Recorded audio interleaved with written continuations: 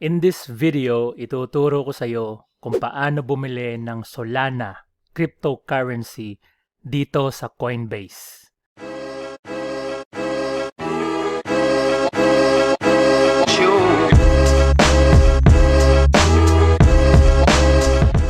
Okay, welcome back to the channel. Ngayon, kung bago ka lang sa channel ko, my name is Paolo Beringuel and I teach people about how to make money online with affiliate marketing and paid advertising, real estate investing in the Philippines, at cryptocurrency investing. So if you like to get this kind of videos, please give this video a like or thumbs up and share it with your friends, and make sure that you hit the subscribe button, turn on the notification bell para ma-receive mo yung updates kapag naglabas ako ng bagong video. So in this video, ituturo ko sa iyo kung paano bumili ng Solana cryptocurrency dito sa cryptocurrency exchange na ang tawag is Coinbase.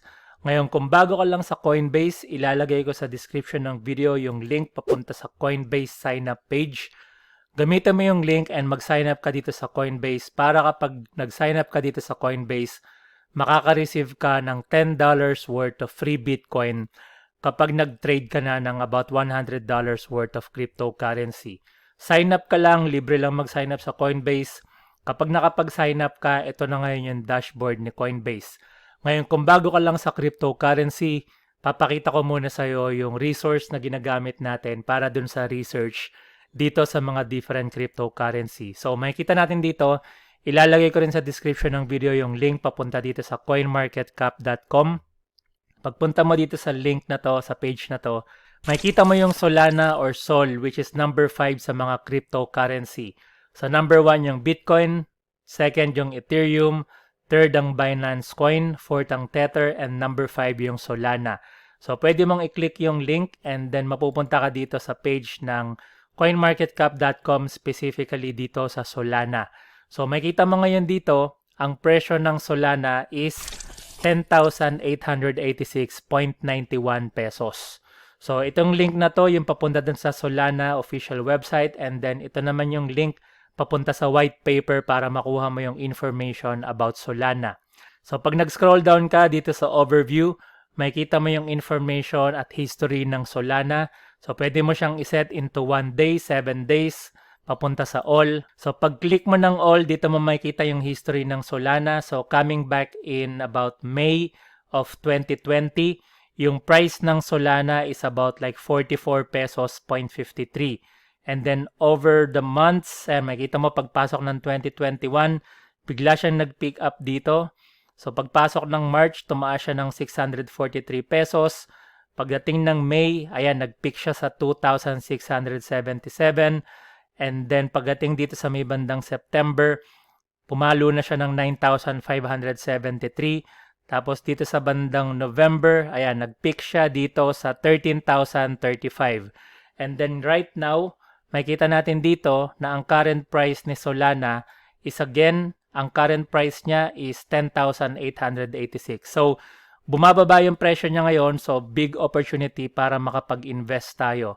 So, dito sa may bandang kanan, dito mo rin makikita yung Sol price statistics. So, yan. Current price, 10,886.91. Tapos lahat ng mga information about Solana. And pag nag-scroll down ka, dito mo rin makikita yung iba pang information. So, click mo lang yung read more. Tapos, dito mo makikita yung lahat ng information ng Solana, sino yung mga founders, at kung ano ba yung purpose at yung function ng Solana. Then, pag bumalik ka dito sa may bandang kanan, sa bandang taas, meron silang Sol to PHP converter. So, pwede mo siyang i-switch. So, kung gusto mong i-convert yung Philippine pesos para makita mo kung ilang Solana yung mabibili mo. Halimbawa, meron kang 1,000 pesos. So, meron kang mabibili na 0.0092 Solana. Kung meron ka namang 10,000 pesos, yan, meron kang mabibili na 0.92. So, lagyan natin siya ng, let's say, 20,000 pesos. So, meron kang mabibili na 1.84 Sol. So, ngayon, ang gagawin natin is, since alam mo na yung mga information ni Solana or Sol, ang maganda dito is hindi mo naman kailangan yung buong 10,886. Ang maganda dito sa cryptocurrency is pwede kang bumili ng portion or kahit yung small portions lang. So, babalik ka ngayon dito sa Coinbase and ang question is, paano ka bibili ng Sol or Solana dito sa Coinbase. Madali lang yung gagawin. Pupunta ka lang dito sa Coinbase and trade. So, click mo lang yung trade. And then, ipapakita niya sa'yo ngayon yung lahat ng mga cryptocurrency na available dito sa Coinbase. So, pwede mong gawin ang pinakamadali. So, ngayon, makikita mo dito nakalagay Solana or Sol. Or ang pinakamadaling way is i-type mo dito yung pangalan. So, yan. So, lagay mo yung Sol or Solana. Tapos, i-search ngayon ni Coinbase yung cryptocurrency na yon. So, hintayin lang natin. Yan. Makikita mo, nilista niya ngayon yung lahat ng mga cryptocurrency na may ganong letter. So, yan. Makikita mo yung Solana. And then, ang price niya dito sa Coinbase is 10,720 pesos. So, pag bumalik tayo dito, so dito sa coinmarketcap.com, 10,886. So, yung cryptocurrency, mabilis siya magbago-bago ng presyo. Kaya, nag-iiba-iba agad yung price. So, ngayon ang gagawin mo, is i-click mo lang tong Solana para makabili ka. Tapos, pupunta ka dito ngayon sa overview. So, pagpunta mo dito sa overview, again, dito mo makikita yung information. So, 10,720 pesos, makakabili ka na ng isang Solana. And then, kapag nag-scroll down ka, ayan, nandiyan yung market cap, lahat ng information. Trading activity, 78% ang bumibili, 78% buy, 22% sell. So, that means maraming bumibili. At dito sa Coinbase, ang popularity ng Sol is number 4. So, yan. Tapos, pag nag-scroll down ka, ito yung information ng Sol. And sa resources, nandito yung link papunta sa white paper ng Sol at yung official website link. And kung gusto mong sundan yung mga articles about Sol, pwede kang pumunta dito sa baba, yung community updates, at yung mga top stories, yung mga different articles at news about Sol. Ngayon, para makabili, dito sa may bandang kanan, may option dito to buy, tapos dito mo ilalagay. Or pwede mo din gawin is i-click mo lang itong buy, sell na button. So, click mo lang yan. And then dito, may option ka na to buy, sell, and convert. So, ngayon, bibili tayo ng Sol live para mapakita ko sa inyo kung gaano kadali bumili ng Sol or Solana dito sa Coinbase. So, dito sa amount, dito mo ilalagay kung magkano yung gusto mong bilhin. So, kung bago ka lang dito sa Coinbase, ang suggestion ko is gumawa ka lang muna ng test purchase para hindi ka rin matakot kung sakaling magkamali ka or kung hindi ka pa komportabling gamitin yung platform.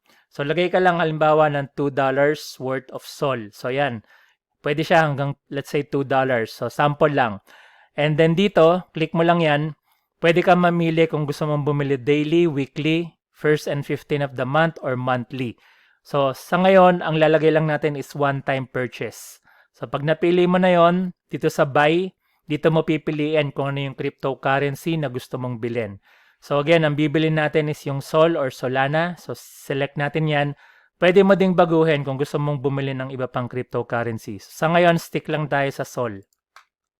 And dito sa Pay With, pag kinlik mo yan, kung bago ka lang sa Coinbase, then obviously wala ka pang payment method. So, ang gagawin mo is i-click mo lang yung payment method na button. Itong button na nakalagay, Add a Payment Method. And pag click mo yan, ipapakita ngayon sa iyo ni Coinbase kung ano yung mga available na payment method. So, nakalagay dito sa account ko, nandito ako nakabase sa Australia.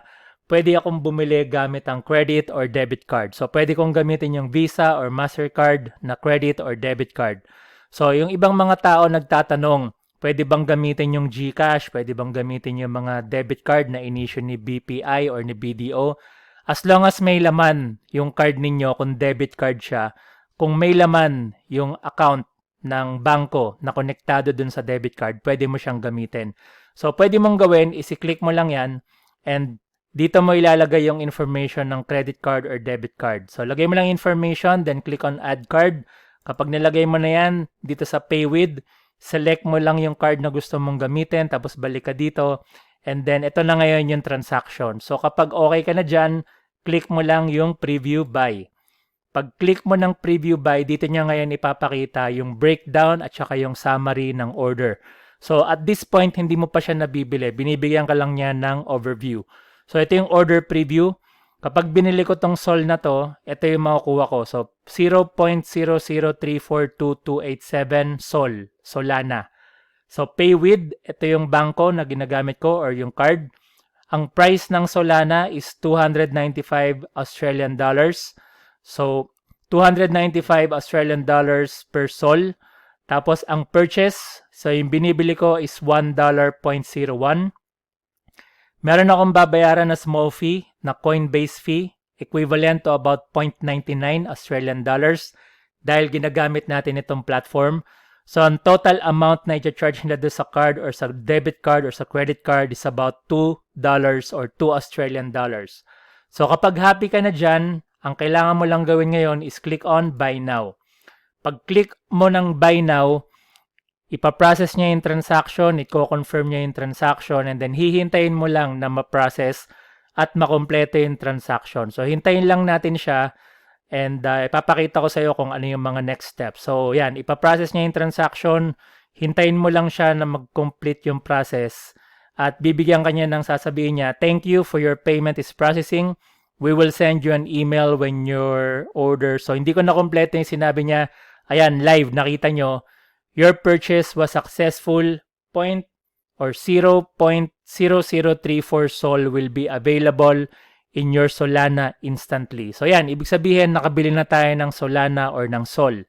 And then, kapag nakapunta kayo dito sa page na to, bibigyan din kayo ni Coinbase ng option para makapag-invite ng mga kaibigan ninyo na mag-join sa Coinbase. So ito, makikita nyo, may nakalagay na invite now. Pag click nyo yung invite now, pwede kayong mag-invite ng mga kaibigan nyo para kung sakaling mag-join sila sa Coinbase, gamit yung link ninyo at nag-buy or sell na sila ng $100 worth of cryptocurrency, makakakuha siya ng $10 worth of free Bitcoin at makakakuha ka rin ng $10 worth of free Bitcoin dahil ikaw yung nag-refer dun sa kaibigan mo.